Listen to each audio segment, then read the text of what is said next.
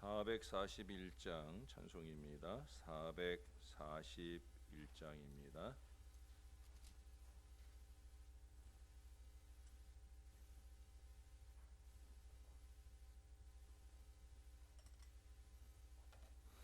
은혜 구한 내게 은혜의 주님, 은사 원한 내게 은사의 주님, 신유 구한 내게 신유의 주님, 나의 마음 속에 지금 오셨네.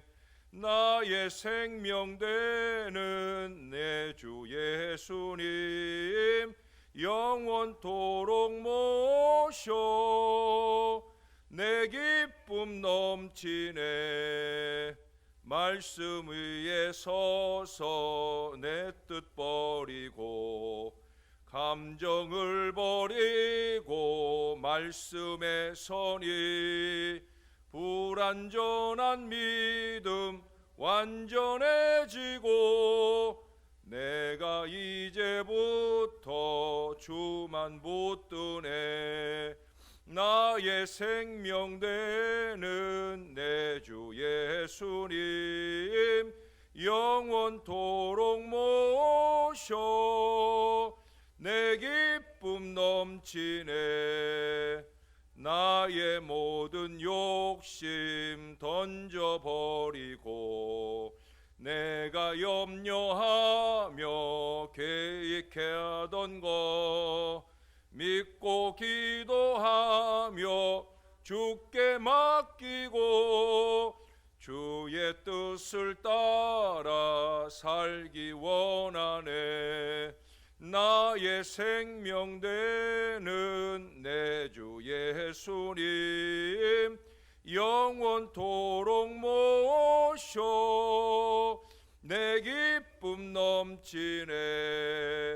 믿음으로 닻을 주께 던지고 끊임없이 주를 찬송하면서 전에 나를 위해 일해 왔으나 이제 주만 위해 힘써 일하리. 나의 생명 되는 내 주 예수님, 영원토록 모셔 내 기쁨 넘치네. 나의 소망 되는 구주 예수님, 이 세상에 다시 강림하겠네.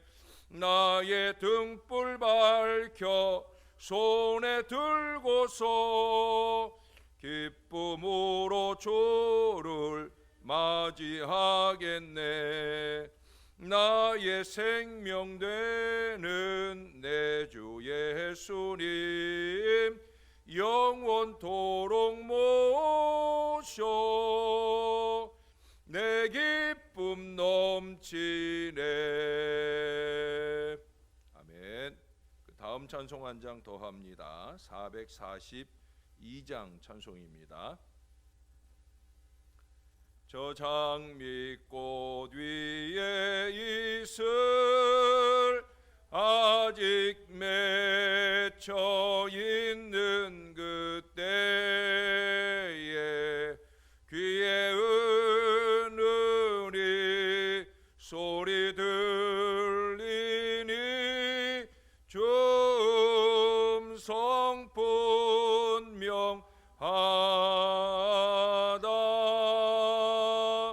주님 나와 동행을 하면서 나를 친구 삼으셨네. 우리 서로 받은 그 기쁨은 알 사람이 없도다. 그 청한 주의 음성 오늘 새도 잠잠케 한다. 내게 들리던 주의 음성이 늘 귀에 쟁쟁하다.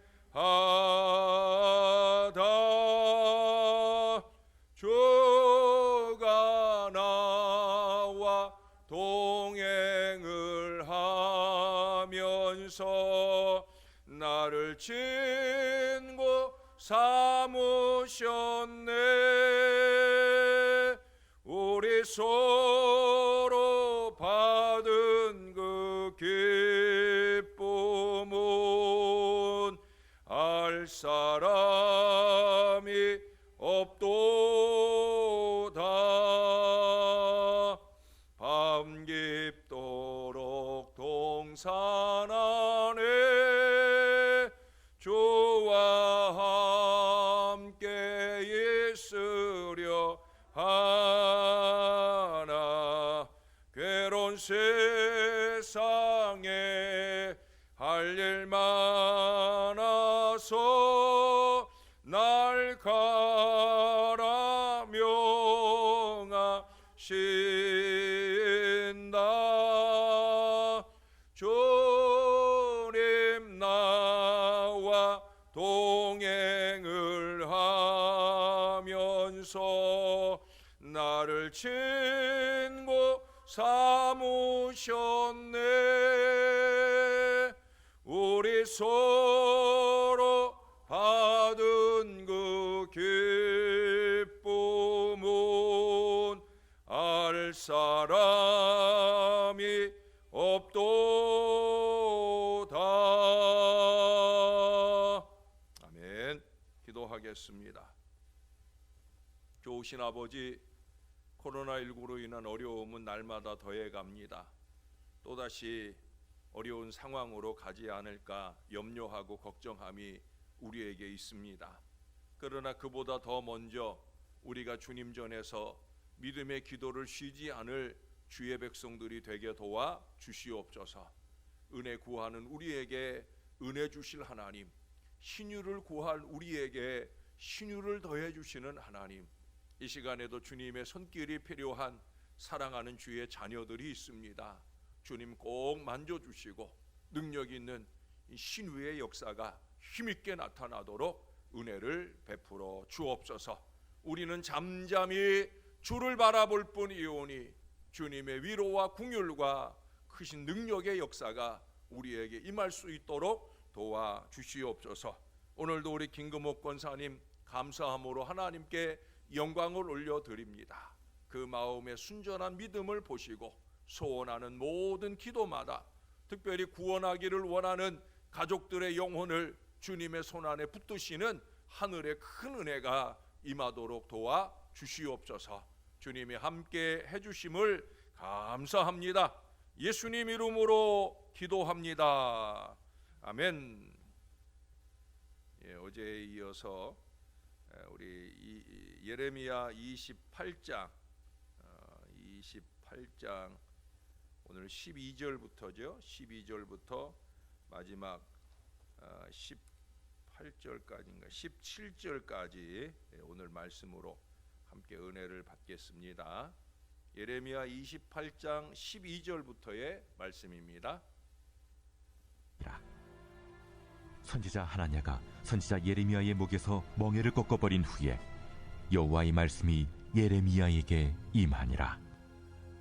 너는 가서 하나냐에게 말하여 이르기를, 여호와의 말씀에 내가 나무 멍에들을 꺾었으나 그 대신 새 멍에들을 만들었느니라. 만군의 여호와 이스라엘의 하나님께서 이와 같이 말씀하시니라. 내가 새 멍에로 이 모든 나라의 목에 메워 바빌론의 왕 느부갓네살을 섬기게 하였으니 그들이 그를 섬기리라. 내가 들짐승도 그에게 주었느니라 하라. 선지자 예레미야가 선지자 하나냐에게 이르되, 하나냐여 들으라. 여호와께서 너를 보내지 아니하셨거늘 네가 이 백성에게 거짓을 믿게 하는도다. 그러므로 여호와께서 이와 같이 말씀하시되, 내가 너를 지면에서 제하리니 네가 여호와께 패역한 말을 하였음이라. 네가 금년에 죽으리라 하셨느니라. 하더니 선지자 하나냐가 그해 7째 달에 죽었더라. 아멘. 마태복음 12장 36절과 37절의 말씀에 보면 예수님께서 이런 경고의 말씀을 하십니다. 사람이 무슨 무익한 말을 하든지 심판날에 이에 대하여 신문을 받으리니 내 말로 의롭다함을 받고 내 말로 정죄함을 받으리라. 심판 때 받은 이 의롭다함이나 정죄함의 결정은 심각한 마지막이 됩니다. 말의 중요성을 일깨워 주시는 말씀이에요. 우리가 말 한마디로 청량빛을 갚는 정도가 아니라 내 영혼의 살고 죽음이 결정이 되고 한마디 말에도 분명하게 책임을 져야 한다 하는 사실을 말씀해 주고 있어요. 한번 지나가면 절대로 돌아오지 않는 게 시간이죠. 그 시간 안에서 또 절대로 돌아오지 않는 것이 3가지 있다고 하잖아요. 입에서 나온 말과 시위를 떠난 화살과 잃어버린 기회, 이 3가지입니다. 그러나 말은 돌아오지 않지만 그 말에 대한 책임은 내게 돌아온다는 거예요. 특별히 공인의 말 한마디는 심각한 파장을 일으키고 때로는 그 말 한마디 때문에 공인으로서의 생명이 끝나기도 하고 공동체에 큰 위기를 안겨주기도 합니다. 말 잘해야 합니다. 그래서 어떤 사람은 그 파장을 우려하여 말을 하지 않기 위해 심지어 자기 생명을 스스로 끊어버리는 어리석은 결정을 하기까지 하지 않습니까? 그러나 우리가 잘 알듯이 진실은 반드시 드러나는 거예요. 어제 본문 마지막에 예레미야가 자기 길을 갔다고 대화하다 말고 쑥 가버렸어요. 예레미야는 말의 책임성을 누구보다 잘 아는 사람이에요. 지금 감정으로 나오는 이 사람을 똑같이 감정으로 대하다가 실수로 쏟아진 말을 책임질 일이 아마 두려웠을 것이다. 그래서 그는 자기 길로 피하게 되어집니다. 그것은 비겁이 아니라 지혜입니다. 제가 어제 그의 자기 길은 하나님의 길이라고 말씀을 드렸잖아요. 그것은 제가 이 말씀을 준비하고 기도하면서 그가 자기 길을 가는 이 침묵은 곧바로 기도로 이어졌을 것이다 라고 감동되어졌기 때문이에요. 저도 그러거든요. 제가 말해야 되는 순간에 하나님이 제 말을 닫으시면 그 다음에 이어지는 저의 길은 뭐냐? 결국 기도밖에 없는 거예요. 주일에도 말씀드렸지만 하나님 앞에 더 가까이 나아가. 고통 중에 기도하는 것밖에 없기 때문에 그런 거예요. 그것은 오늘의 본문을 보면 더 잘 알게 되잖아요. 하나님께서는 다시 그에게 말씀을 넣어주셨고 예레미야는 다시 자기가 돌아왔던 길을 13절에 보시면 다시 돌아가서 하나냐를 만나고 그에게 여호와의 말씀만을 전하게 되어집니다. 하나님을 통해서 주신 말씀만 말하는 거예요. 여러분 요한복음 8장에 보면 예수님께서 가늠하다 붙잡혀온 여인에 대한 정죄의 문제를 놓고 장시간에 걸쳐서 땅에 글을 쓰시며 침묵을 지키십니다. 그래 조급해진 사람들이 재차 물을 때에야 한마디로 대답을 하시죠. 너희 중에 죄 없는 자가 먼저 돌로 치라. 돌로 치라고 하셨지만 그 여인을 죽게 두기 위하여 하신 말씀이 절대 아니십니다. 그러면 그렇게 잠시 동안의 침묵을 하신 이유는 도대체 뭘까? 2가지입니다. 첫째로 말할 수 있는 것은 바로 기도함으로 하나님의 지혜를 구하신 거예요. 지금 외통수에 예수님 몰아넣고 예수님도 죽이고 그 정죄하다 잡힌 여인도 죽이고자 하는 그들의 외통수 앞에서 지금 예수님은 기도하시는 거예요. 예수님에게조차 중요한 말과 행동이 앞서서 기도가 중요하다라고 하는 거예요. 겟세마네에서는 3번이나 땀방울이 핏방울이 되도록 기도하시잖아요. 여러분 기도해야 합니다. 섣부르게 말하고 행동하지 말고 기도를 먼저 할 수 있어야 된다는 거예요. 2번째는 그 여자를 끌고 온 사람들의 감정을 누그러뜨리기 위함입니다. 상대방의 감정이 고조되어 있다고 하면 말이 귀에 안 담아집니다. 예수님도 예레미야도 그 감정적 대립의 시기를 이 침묵이라고 하는 지혜로운 방법을 통해 한 템포 늦춰 놓으시고 기도를 통해 깨달은 하나님의 말씀을 전하시는 걸 보게 됩니다. 여러분, 예수님의 경우에는 하나님의 뜻을 따르시기 위해서 십자가에 달리시기 전 재판 과정에서도 그 침묵을 유지하시는 걸 볼 수가 있어요. 빌라도에게나 대제사장들에게 말로 지기 때문이 아니에요. 하나님의 길을 가야 되니까, 하나님의 뜻을 이루어야 되니까, 그러니까 말을 참아내시는 거예요. 말에 많은 실수를 담아내는 우리는 이런 침묵의 지혜를 좀 배울 수 있어야 됩니다. 여러분, 하나니아는 어리석게도 하나님께서 말에 대한 책임을 물으신다 하는 이 사실을 깨닫지 못해서 책임지지 못할 무책임한 말을 내뱉어요. 그의 말에 대해서 오늘 15절에 하나님은 뭐라고 평가를 하시냐면 내가 이 백성에게 거짓을 믿게 하는도다. 거짓을, 헛된 길을, 하나님의 뜻이 아닌 것을 믿게 하는 어리석은 말, 그 말에 책임을 져야 된다는 거예요. 그 이상 감정적인 행동에까지 실수를 이어가잖아요. 여러분, 그가 예레미야의 목에 걸려있던 멍에를 꺾어버렸잖아요. 오늘 하나님이 뭐라고 그래요? 이제 네가 인간의 힘으로 꺾을 수 없는 쇠멍에를 지우게 될 거다. 여러분, 이 멍에가 어떤 멍에예요? 이 앞에 이미 27장에서 우리가 본 것처럼 그 멍에 역시도 하나님의 명령으로 걸고 다닌 거잖아요. 결국 무슨 얘기예요? 그가 꺾은 것은 결국 예레미야의 목에 걸은 멍에를 꺾은 것이 아니라 하나님의 뜻을 꺾어버렸다는 거예요.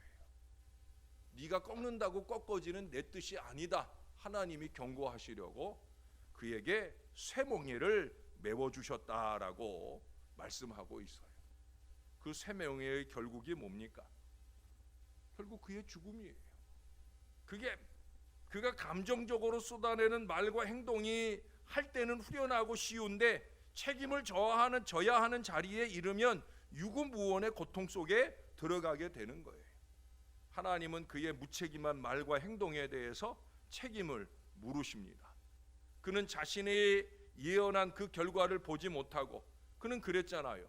바벨론의 포로로 끌려가고 2년 만에 우리 돌아올 거다라고 얘기했지만 결국 그는 금년에 죽으리라고 하는 이 예레미야의 예언을 들어요. 그리고 2년은 고사하고 아무런 대꾸를 못한 그는 겨우 2개월 만에, 여러분 28장을 시작할 때 거기 이 시드기야가 다스리기 시작한 지 4년 5째 달이라고 그랬어요. 근데 오늘 17절에 언제 죽었다고요? 그의 7째 달에 죽었다. 2달 만이에요. 2년 고사하고 2달 만에 그는 고통 속에 책임을 물으시는 하나님의 뜻 앞에 결과를 받게 되는 거예요. 스스로 깨달아 침묵하지 않으면 하나님께서 억지로 그 입을 닫으신다는 거예요. 하나냐는 하나님의 이름을 파는 망령됨이 더하여져서 거짓으로 사람들에게 믿게 하여서 영원히 그 입이 닫혀지는 하나님의 심판을 회개치 않은 유다 백성들보다 먼저 받게 됩니다. 근데 여러분, 이것은 예레미야 예언의 확실성을 증명해주는 좋은 증거가 됩니다. 그렇잖아요.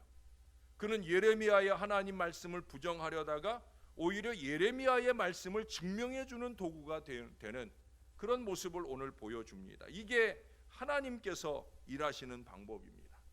하나님은 심지어 악한 자의 괴계까지도 역으로 이용하셔서 선을 이루시는 바로 그런 하나님이시다. 얼마나 우리에게 위로가 되는 장면이 아닌지 모르겠어요. 악한 세력이 비록 우리를 해하려 할 때도 염려를 놓게 하시는 장면입니다. 결국 다 합력하여 선을 이루어 주실 그 하나님 앞에 우리가 하나님의 길을 갈 수만 있다면 하나님은 반드시 이기고 승리하게 하신다라고 하는 거예요. 새해를 앞두고 1년의 계획표를 준비하는 데 있어서 제일 먼저 찾아보는 날이 언제인 줄 아셔요? 부활주일이에요. 이 부활주일이 해마다 다르잖아요. 이제 춘분을 기준으로 해서 첫 번째 보름달이 뜬 그 이후에 첫 주일이 바로 부활주일이 되거든요. 올해는 4월 두 번째 주일이 부활주일이었는데 내년에는 4월 첫 번째 주일이 부활주일이에요. 부활주일이 정해지면 한 주 전에가 뭐예요? 고난주일이에요.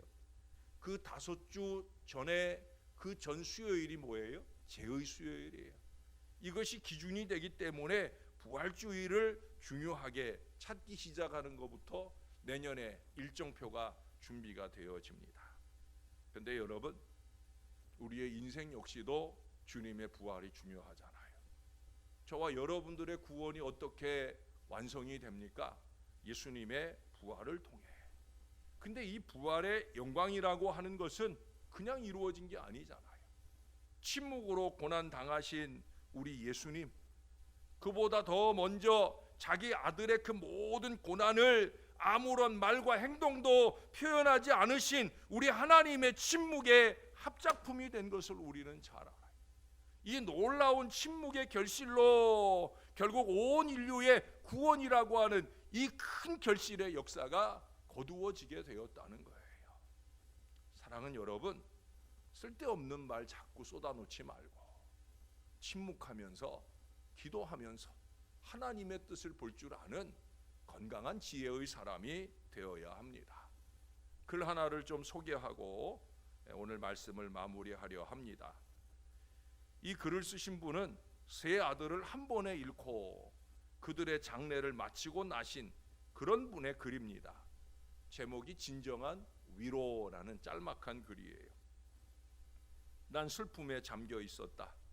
그때 누군가 내 곁에 와서 신의 섭리에 대해, 그리고 왜 이런 불행한 일이 일어났으며 무덤 너머엔 어떤 새로운 세계가 있는가에 대해 설명하기 시작했다. 그는 계속해서 많은 얘기를 했다. 내가 듣기에도 진실이라고 여겨지는 내용이었다. 하지만 난 그가 그만 가주기를 바랄 뿐 아무 감동도 받을 수 없었다. 마침내 그는 자리를 떴다. 그때 또 한 사람이 내 곁에 와 앉았다. 그는 그냥 1시간이 넘도록 아무 말 없이 내 곁에 앉아 있었다. 내가 뭔가를 말하면 그는 귀 기울여 들어주고 간단히 대답하고 조용히 내 손을 잡아준 다음에 내 곁을 떠났다. 난 그에게서 큰 감동과 위안을 받았다. 난 그가 떠나는 것이 싫었다. 짧은 글 속에서 두 사람을 만나고 있어요. 사랑하는 여러분, 진정한 위로는 많은 말 속에 있지 않다는 거예요. 진리 역시도 마찬가지예요.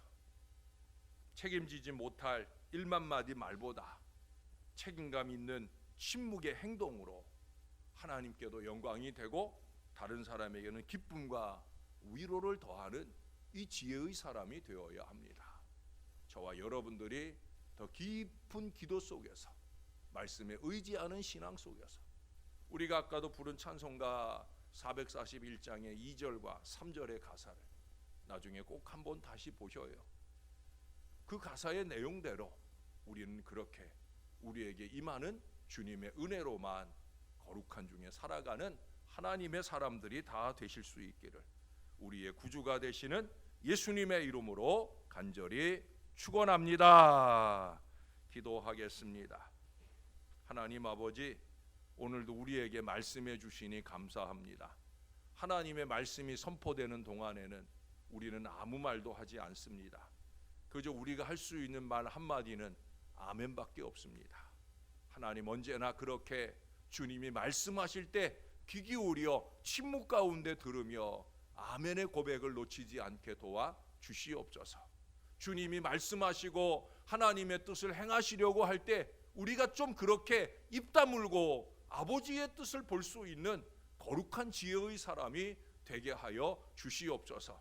사람들에게 거짓을 믿게 하는 어리석은 말을 수없이 쏟아내면서 악에 악을 더하고 나중에 그 말에 책임을 져야 할 마지막 순간 하나님 앞에 이르는 게 되는 것을 잊어버리고 사는 어리석은 인생 되지 않도록 하나님 저희를 도와 주시옵소서. 반드시 하나님은 우리의 말에 대해 책임을 물으시는 하나님이다 하는 사실을 기억하는 목회자가 되게 하시고 성도들이 되게 하여 주시옵소서. 우리에게 임하시는 하나님의 말씀대로만 침묵 가운데 행할 간절한 믿음의 마음들이 우리 안에 넘쳐나도록 역사를 더하여 주옵소서. 오늘도 사랑하는 주의 자녀들이 주님의 존전에 왔나이다. 주님의 능력 있는 손길을 바라고 오늘도 주님의 존전에 있나이다. 생명 탄생의 위대한 역사를 소망하며 기도의 무릎을 꿇는 여종도 있사옵고, 이미 태어난 생명이 더 강건하게 회복되는 역사를 위해 오늘도 중요한 날 믿음의 기도를 위하여 밤새도록 매달리며 기도하는 귀한 여종도 있사옵고, 병중에 신음하는 남편을 위해 더 간절한 믿음으로 기도하기를 소원하는 여종도 이 자리에, 또 병상 곁에 함께하며 애를 쓰는 자녀들도 있습니다. 아버지 하나님, 부족한 종으로 하여금 어제도 찬송하게 하시고 오늘 이 아침 이 백성들과 함께 찬송하게 하신 것처럼 하나님의 능력 있는 치유의 뜻이 힘있게 나타나도록 역사를 더하여 주옵소서. 우리는 우리의 기도를 하겠사오니 하나님은 하나님의 역사를 보여주시옵소서. 살아계신 하나님의 은혜가 능력 있게 주의 자녀들에게 임하게 도와주시고, 이들에게만 아니라 올해를 잘 마무리하고 이제 내년 2021년을 준비하고 기도하는 이 교회 위에도 하나님의 놀라운 뜻과 역사가 힘있게 이루어지도록 은혜를 베풀어 주옵소서. 주님 앞에 이르게 되는 날, 우리가 정죄함이 아니라 의롭다함을 얻을 수 있는 건강한 침묵의 신앙, 기도의 백성 다 되도록 우리를 도와 주실 줄로 믿습니다. 감사합니다. 예수님의 이름으로 기도합니다. 아멘.